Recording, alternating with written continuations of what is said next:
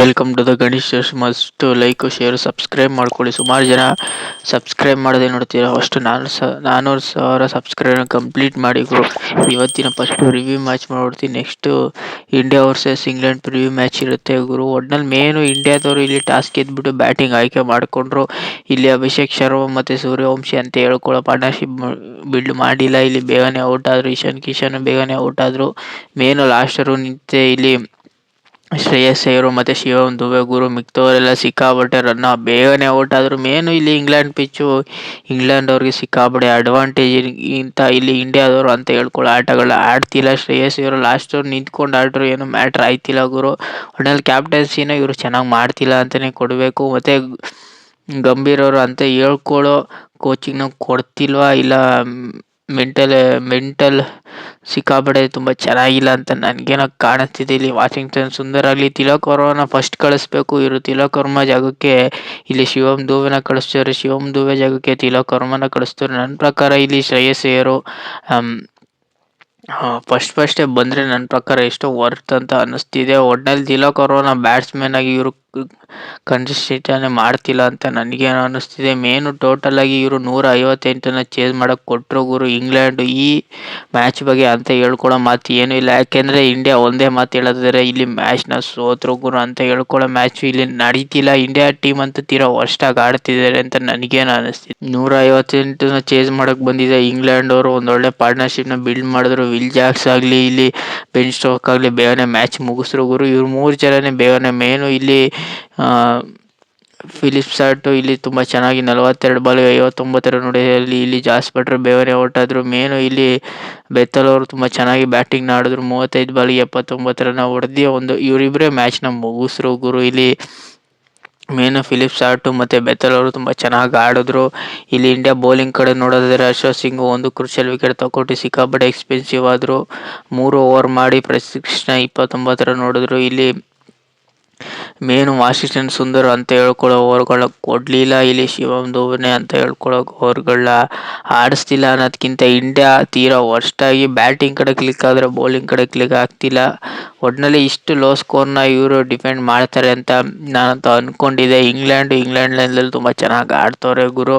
ಒಟ್ಟಿನಲ್ಲಿ ಶ್ರೇಯಸ್ ಅಯ್ಯರ್ ಕ್ಯಾಪ್ಟನ್ಸಿ ಆಗಲಿ ಮತ್ತು ಗೌತಮ್ ಗಂಭೀರ್ ಕೋಚಿಂಗ್ ಆಗಲಿ ಅಂತ ಹೇಳ್ಕೊಳ್ಳೋ ಕೋಚಿಂಗು ಮತ್ತು ಕ್ಯಾಪ್ಟನ್ಸಿ ತುಂಬ ಚೆನ್ನಾಗಿ ನಡೀತಿಲ್ಲ ಗುರು ಅಂತ ನನಗೇನು ಅನ್ನಿಸ್ತಿದೆ. ಎಲ್ಲೋ ಟೀಮ್ ಸೆಲೆಕ್ಷನಲ್ಲೇ ಇವರು ಟೀಮ್ನ ತುಂಬ ಚೆನ್ನಾಗಿ ಸೆಲೆಕ್ಷನ್ ಮಾಡಿಲ್ಲ ಅಂತ ನನಗೇನು ಅನ್ನಿಸ್ತಿದೆ ಗುರು. ಒಟ್ಟಿನಲ್ಲಿ ಇಂಡಿಯಾ ವರ್ಸಸ್ ಇಂಗ್ಲೆಂಡಲ್ಲಿ ಇಂಡಿಯಾದವರು 5 ಮ್ಯಾಚಲ್ಲಿ ಬರೀ ಯಾವುದೇ ಮ್ಯಾಚ್ ಗೆಲ್ದೇನೆ ಇಂಗ್ಲೆಂಡ್ ಅವರು 2 ಮ್ಯಾಚ್ನ ಗೆದ್ದವ್ರೆ. ಒಟ್ಟಿನಲ್ಲಿ ಸೀರೀಸ್ನ ಕೈವಶ ಮಾಡ್ಕೊಳ್ಳೋದು ನನ್ನ ಪ್ರಕಾರ ಖಚಿತ ಅಂತ ಅನ್ನಿಸ್ತಿದೆ. ಒಟ್ಟಿನಲ್ಲಿ ಇಂಡಿಯಾ ಹೋಮ್ ಗ್ರೌಂಡಲ್ಲಿ ತುಂಬ ಚೆನ್ನಾಗಿ ಆಡ್ತಾರೆ. ಇಂಗ್ಲೆಂಡ್ ಹೋಮ್ ಗ್ರೌಂಡಲ್ಲಿ ಸಿಕ್ಕಾಪಟ್ಟೆ ಕಷ್ಟಪಡ್ತಿದ್ದಾರೆ ಅಂತ ನನಗೇನು ಅನ್ನಿಸ್ತು ಗುರು. ಒಟ್ಟಿನಲ್ಲಿ ಇಂಡಿಯಾದವರು ತುಂಬ ಚೆನ್ನಾಗಿ ಮ್ಯಾಚನ್ನ ಕೈವಶ ಮಾಡಿಕೊಂಡ್ರು. ಒಟ್ಟಿನಲ್ಲಿ ಇಂಡಿಯಾದವರು ಮಿನಿಮಮ್ 200 ಹೊಡೆದಿದ್ರೆ ಮ್ಯಾಚ್ ಗೆಲ್ಲೋ ಚಾನ್ಸಸ್ ಸಿಕ್ಕಾಪಟ್ಟೆ ಇರ್ತಿತ್ತು. ಯಾವಾಗ 158 150 ಹೊಡೆದ್ರು ಇಂಡಿಯಾದವರು ಸಿಕ್ಕಾಪಟ್ಟೆ ಸ್ಟ್ರಗಲ್ ಪಟ್ಟರು ಅಂತ ನನಗೇನೋ ಅನ್ನಿಸ್ತು. ಇಂಡಿಯಾ ವರ್ಸಸ್ ಇಂಗ್ಲೆಂಡಲ್ಲಿ ಇಂಡಿಯಾದವರು ಗೆಲ್ಲಿಲ್ಲ, ಇಂಗ್ಲೆಂಡ್ ಅವರು ಗೆದ್ದರು ಗುರು. ಒಟ್ಟಿನಲ್ಲಿ ಪ್ರಿವ್ಯೂ ಮ್ಯಾಚ್ ಕಡೆ ನೋಡೋದಾದರೆ ಇಂಡಿಯಾ ವರ್ಸಸ್ ಇಂಗ್ಲೆಂಡಲ್ಲಿ ಈ ಮ್ಯಾಚ್ ಎಲ್ಲಪ್ಪ ನಡೆಯುತ್ತೆ ಅಂದರೆ ಈ ಮ್ಯಾಚ್ ಆಸ್ ಯೂಶುವಲ್ ಇಂಗ್ಲೆಂಡ್ ನೆಲದಲ್ಲೇ ನಡೆಯುತ್ತೆ. ಇದು ಕೊನೆಯ ಮ್ಯಾಚು, ಇಂಡಿಯಾದವರು ಗೆಲ್ಲೇಬೇಕು. ಒಟ್ಟಲ್ಲಿ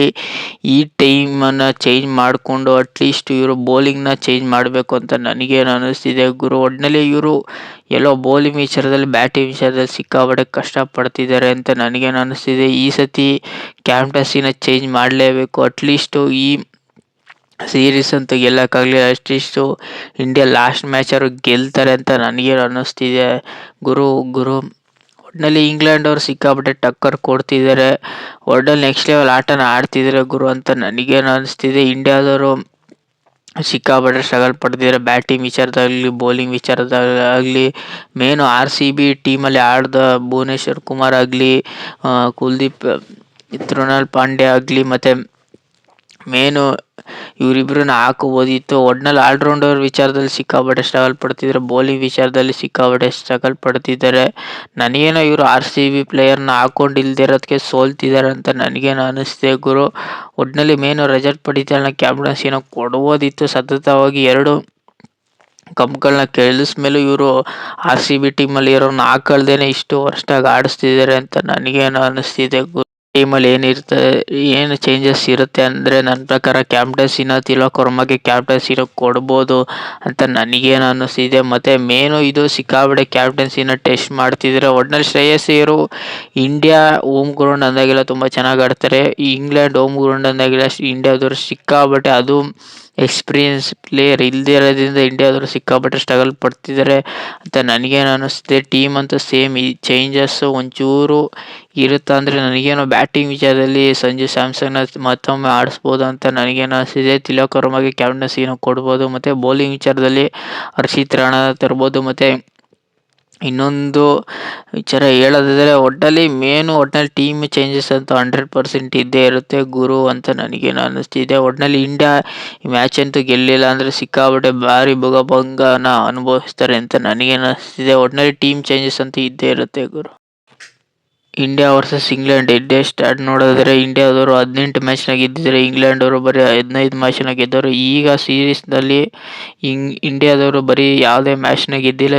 ಇಂಗ್ಲೆಂಡ್ ಅವರು 2 ಮ್ಯಾಚ್ನ ಗೆದ್ದವ್ರೆ ಗುರು. ಒಟ್ಟಿನಲ್ಲಿ ಇಂಡಿಯಾ ವರ್ಸಸ್ ಇಂಗ್ಲೆಂಡಲ್ಲಿ ಇಂಡಿಯಾದವರು ಸಿಕ್ಕಾಪಟ್ಟೆ ಸ್ಟ್ರಗಲ್ ಪಡ್ತಿದ್ದಾರೆ, ಇಂಗ್ಲೆಂಡ್ ಅವರು ಸಿಕ್ಕಾಪಟ್ಟೆ ಟಕ್ಕರ್ ಕೊಡ್ತಾರೆ, ಒನ್ ಸೈಡ್ ಮ್ಯಾಚ್ನ ಮಾಡ್ತಾರೆ ಅಂತ ನನಗೇನು ಅನ್ನಿಸ್ತಿದೆ.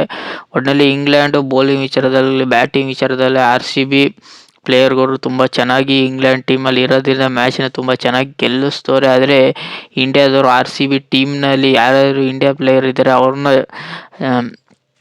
ಕ್ವಾಲಿಫೈ ಮಾಡಿದೆ. ಒಟ್ಟಿನಲ್ಲಿ ಇವ್ರನ್ನ ಆಡಿಸ್ಬೋದಿತ್ತು. ರಜತ್ ಪಡಿತಲ್ ಆಗಲಿ, ಭುವನೇಶ್ ಕುಮಾರ್ ಆಗಲಿ, ಕುಲ್ದೀಪ್ ಯಾದವ್ ಆಗಲಿ, ಇವ್ರು 3 ಜನನ ಆಡಿಸ್ಬೋದಿತ್ತು ಗುರು. ಯಾಕೆಂದರೆ ಇವ್ರು 3 ಜನ ತುಂಬ ಚೆನ್ನಾಗಿ ಪೀಕಲ್ಲಿ ಫಾರ್ಮ್ ಆಗಿ ತುಂಬ ಚೆನ್ನಾಗಿ ಕಾಣ್ತಿದ್ದಾರೆ. ಒಟ್ಟಿನಲ್ಲಿ ಇಂಡಿಯಾಗೆ ಆಲ್ರೌಂಡ್ ಕೊರತೆ ಎದ್ದು ಕಾಣ್ತಿದ್ದಾರೆ, ಬೌಲಿಂಗ್ ಕೊರತೆನ ಎದ್ದು ಕಾಣ್ತಿದ್ದಾರೆ. ಅಟ್ಲೀಸ್ಟ್ ಇವರು T20 ಸ್ಕ್ವಾಡಲ್ಲಾದ್ರು ಅನೌನ್ಸ್ಮೆಂಟ್ ಮಾಡಿ ಒಟ್ಟಿನಲ್ಲಿ ಗುರು ಸೀರೀಸ್ಗಳನ್ನ ಆಡಿಸಿ ಆಮೇಲೆ T20 ವರ್ಲ್ಡ್ ಕಪ್ಗೆ ಸೆಲೆಕ್ಟ್ ಮಾಡ್ಬೋದಿತ್ತು. ಒಟ್ಟಿನಲ್ಲಿ RCB ಮೇಲೆ ಇವರು ಟೀಮ್ನ ಸಿಕ್ಕಾಪಟ್ಟೆ ಸ್ಟ್ರಗಲ್ ಪಡಿಸ್ತಿದ್ದಾರೆ ಗುರು. ಒಟ್ಟಿನಲ್ಲಿ RCB ಟೀಮಲ್ಲಿ ಇರೋನ ನಾವು ಯಾರನ್ನೂ ಕರ್ಕೊಳ್ಳೋದಿಲ್ಲ ಅಂತ ಇಂಡೈರೆಕ್ಟಾಗಿ ನನಗೇನು ಅನ್ನಿಸ್ತಿದೆ. ಒಟ್ಟಿನಲ್ಲಿ ಕರ್ಕೊಳ್ಳೋದಿಲ್ಲ ಅಂತ ಡೈರೆಕ್ಟಾಗಿ ಹೇಳ್ತವ್ರೆ.